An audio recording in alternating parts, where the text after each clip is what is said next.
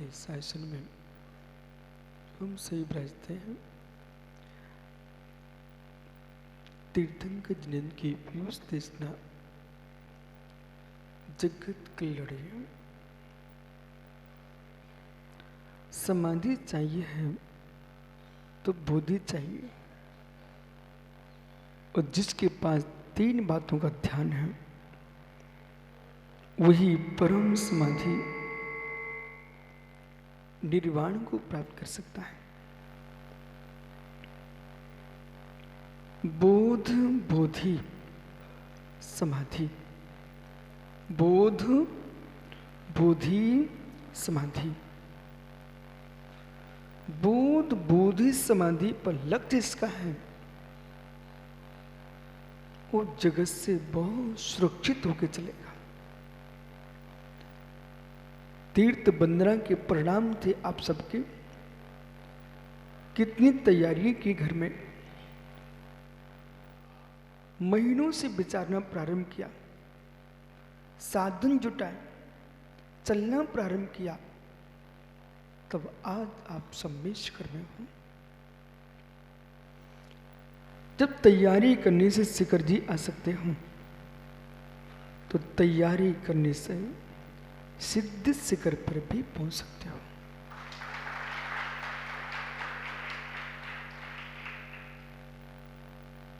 किंचित मात भी तैयारी में कमी है, विश्वास मानना, अब सम्मेश कर नहीं आ पाते। जिन साधनों से आए हो विश्वास दृढ़ था, जो विश्वास दृढ़ करके चलते हैं वे अपने कार्य को पूरा कर ही लेते हैं। जिनके विश्वास में कमी है वे अपने कार्य में अनुत्तीर्ण हो ही जाते हैं। व्यक्ति के विश्वास की दृढ़ता सिद्धत्व को प्रदान कराती है, और जो सिद्धत्व को प्राप्त हो चुके हैं आपकी दृढ़ता उनके केवल ज्ञान में झलकती है। बोध बोधि समाधि,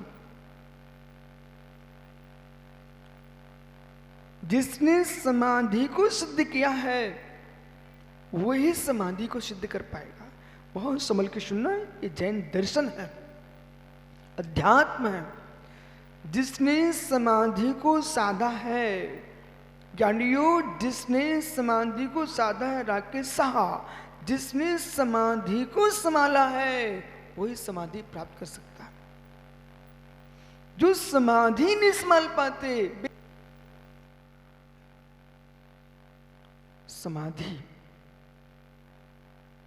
ध्यान सूत्र कहता है पहले मेरे से मिलिए, मैं ही समाधि हूं। समाधि मरण जब होगा जब समाधि होगी। जब तक ध्यान समाधि नहीं है तब तक समाधि मरण नहीं है। मृत्यु का नाम समाधि नहीं है, मृत्यु का नाम समाधि मरण है। संलेखना व्रत है, पर संलेखना की सिद्धि उनको होती है जो जीव बोधि को प्राप्त करते हैं, बोध को प्राप्त करते हैं, समाधि को प्राप्त करते हैं, उनका समाधि मरण होता है।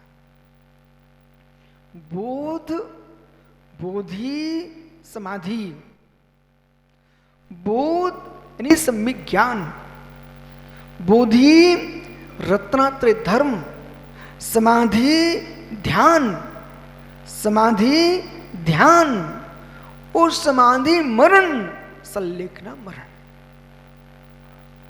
इसलिए 3 को भिन्न देखिए, 3 एक नहीं है। सबसे प्रथम चाहिए आपको बोध, और जिसका सम्यक बोध है वो स्वयं को भी बोधि से शोभित करता है, दूसरे को भी करता है, स्वयं की भी समाधि साध लेता है, दूसरे की भी साध लेता है। जितनी धरती पर दिगंबर देवता हैं, जितनी पृथ्वी पर इस वसुंधरा पर दिगंबर देवता भावलिंगी श्रमण है, इनका एक ही काम है, बोध की प्राप्ति करना, बोधि में लीन होना और समाधि में डूब करके समाधि मरण करना है।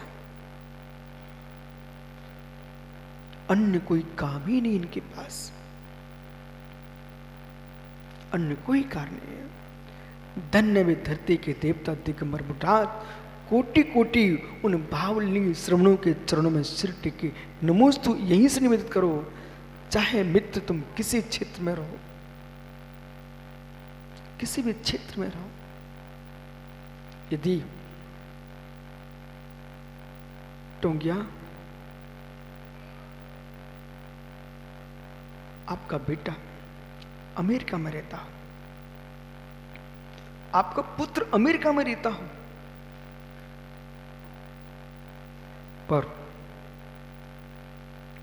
पर आपको मालूम है कि मेरी संतान वहां सुख से है, सुख स्वयं भोग रही है, और सुख देखना साक्षात रही, सुख और संतान सुख, सुख संतान सुख और संतान का सुख, सुख संतान सुख, संतान का सुख। मुमुक्षु इंदौर, ओ भाई नेताजी, बेटा अमेरिका में है टोंगिया का, सुख संतान का सुख, संतान सुख। पिता धन धान संपन्न है, अपना सुख भोग रहा है, सुयोग्य संतान मिल जाए। बेटा अमेरिका में है, संतान सुख से है, वो संतान का सुख है, वो संतान सुख, जो संतान सुखी है उसको सुन करके पिता भारत में मुस्कुरा रहा है, आनंद ले रहा है, मेरा बेटा सुखी है। अब क्यों सुखी है? कि जैसे मैं भारत में बैठ करके सागर में सुप्रभ सागर हूं, चाहे उज्जैन में आराध्य हूं, चाहे मेरे मित्र देवी नगर में आस्तिक हों, जितने श्रमण हैं, चाहे मधुबन में आप सब बैठे हो, आपके भीतर बोध दिया है, बोध दिया है, बोधि दी है, और समाधि आपको देखना है। उस समाधि को देख लिया तो समाधि मरण भगवान से पूछने नहीं जाना पड़ेगा। भगवान से पूछने की आवश्यकता नहीं है कि प्रभु मेरा समाधि मरण होगा कि नहीं। मरण किसका नहीं होता? पृथ्वी पर जो जन्मा है उसकी मृत्यु नियत है। मरण किसका नहीं होता है? मरण तो टोंगिया जी मित्र सबका होगा।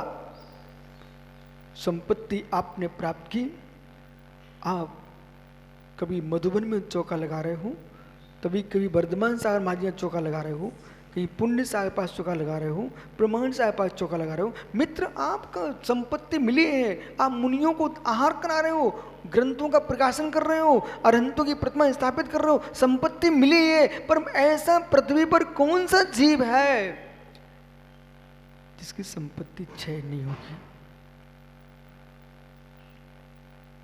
ऐसा कौन सा पुरुष है जिसकी संपत्ति क्षय को प्राप्त नहीं होगी? एक का नाम गिनाइए। जिस पृथ्वी पर चक्रवर्तियों का चक्र चलता था, उस पृथ्वी पर श्वान घूम रहे हैं। जहां पर कभी चक्रवर्तियों के राजे हमारे महल होते थे, वहां लोग संडासे जा रहे हैं। झांसी के किले को देख लीजिए आप, झांसी के किले को देख लीजिए, लोग सुबह से दौड़ते हैं लोटा लेकर के।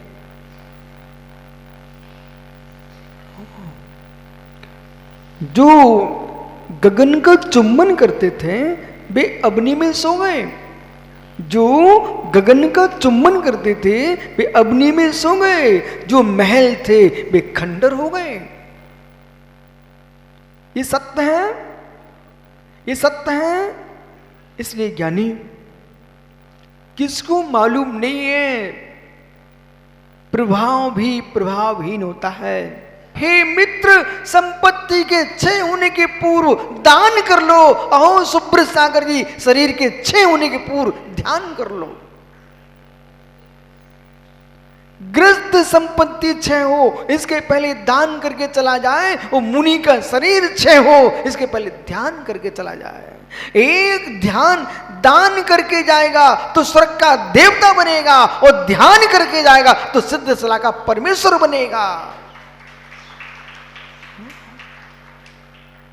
इसलिए भैया भैया, चाहे निवाई में रहो चाहे मधुबन में रहो, अपनी थाली पर बैठने के पहले इतना सोच लेना, दिगंबर मुनियों के आहार निर्दोष हो। ये नियम ले सकते आप लोग, कुछ भी त्याग नहीं करा रहा हूं आपसे। भोजन करने के पहले इतना सोच सकते हो कि धरती पर विचरने वाले धरती के देवता निर्गंत योगियों के विश्व में जहां भी हों उनके निरंतर आहार हो जाए। इस नियम का कितना निर्वाह कर सकते हो? बहुत बढ़िया। माता आप विश्वास मानो, इस नियम को तुमने निर्वाह कर लिया, भविष्य में आप आहार का बनोगी तो निरंतर आहार मिलेगा। आप मुनिराज बनोगे तो निरंतर आहार मिलेगा। इस नियम का पालन, तुम्हारे हाथ से एक टुकड़ा नहीं छूटा, ध्यान दीजिए, एक टुकड़ा नहीं छूटा आपके हाथ से। लेकिन विश्वास रखिए, आपने महान संपत्ति का आश्रय बंद कर लिया। कौन सा? जितने धरती पर विचरण कर रहे हैं निर्गंत देवता, इन सब के निर्दोष आहार हो जाए, इनका रत्नात्रय सुमंगल भूत हो। ऐसा दिन में एक बार तुमने विचार कर लिया, तुमने पुण्य का आश्रय कर लिया और पाप का क्षय कर लिया।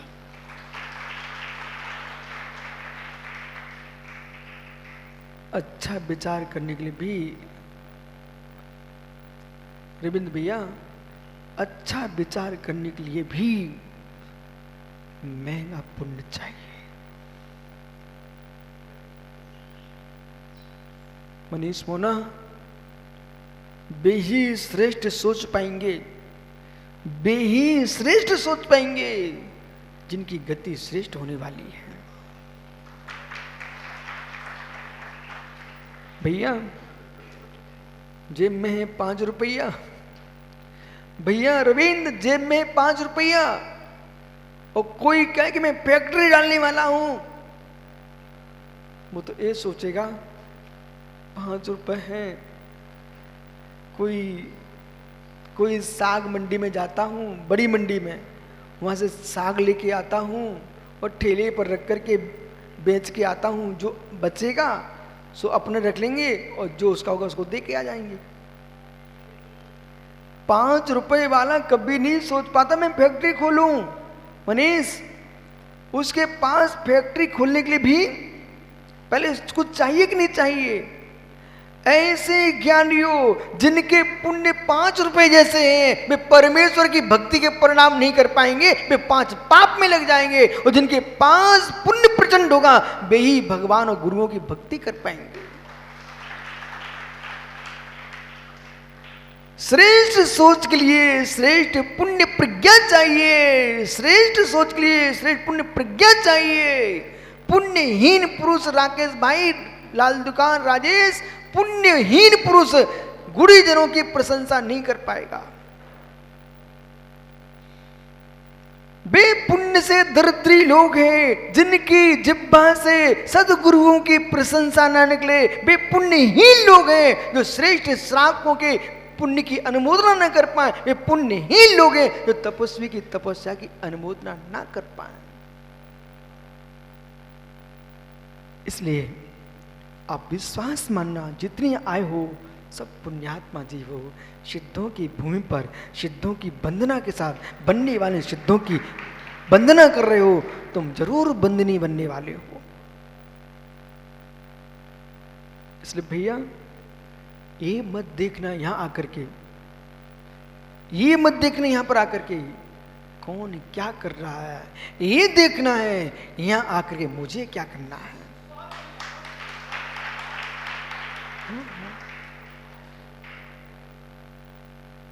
एक प्रश्न पूछूं, रविंद्र आपसे पूछ लेता हूं, टोंगा जी आप सहयोग कर देना। प्रश्न रविंद्र ये है, आप हमारे देश के प्रधानमंत्री माना कि, और आपको अमेरिका में बुलाया गया, तो आप अमेरिका में जाते समय ये विचार कर रहे हो मुझे अपने देश के बारे में क्या बात कहना है और उनके देश को क्या सलाह देना है कि मैं भारतीय हूं, अध्यात्म के गुरु देश से आया हूं। मित्र रविंद्र भैया किसने बिठा दिया? ओहो ज्ञानी मैं बिठालता हूं, चिंता मत करो। घुटने तुम्हारे दर्द कर रहे हैं, हो सकता है ठीक हो जाए समय से खड़े होकर के।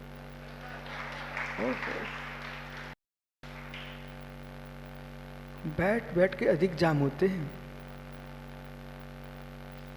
यानी जब आपके देश का प्रधानमंत्री अमेरिका जा रहा है तो ये देख रहा है कि अमेरिका के झाड़ू लगाने वाले लोग झाड़ू कैसे लगा रहे हैं। वो ये देख रहा है कि अमेरिका में कुत्ते सोच कैसे करते हैं। वो ये देख रहा है मित्र यहां के लोग लड़ते कैसे हैं। वो तो अभी ये देख रहा है कि मेरे देश की उन्नति कैसे हो और मेरे देश की क्या विशेषता है उसे मैं दिखा के जाऊंगा। क्या वो सोचेगा भाई? इतनी बात तो मैं आपको पर तुरंत बिठा देता हूं।